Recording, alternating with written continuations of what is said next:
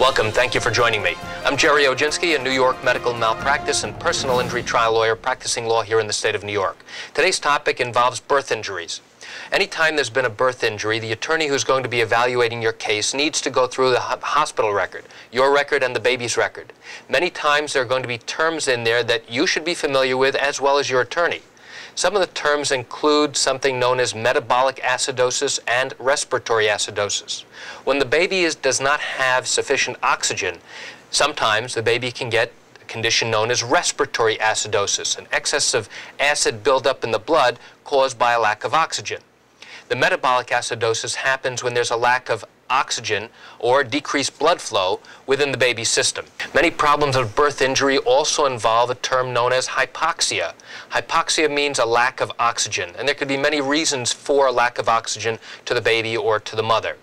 There's another term that's often seen in birth injury cases, and that's a term known as anoxia.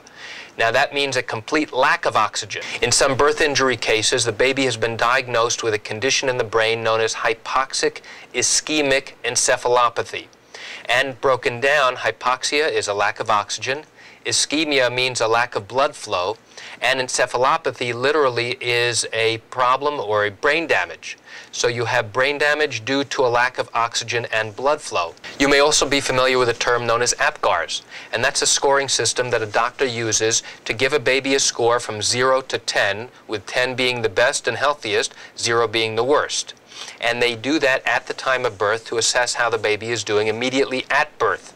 5 minutes later, they reassess the baby again to see if there's any improvement. So when your attorney is evaluating your possible medical malpractice case, these are some of the terms that you are likely to hear. And that's it for today's video tip. I want to thank you for joining me. I'm Jerry Oginski. Have a great day.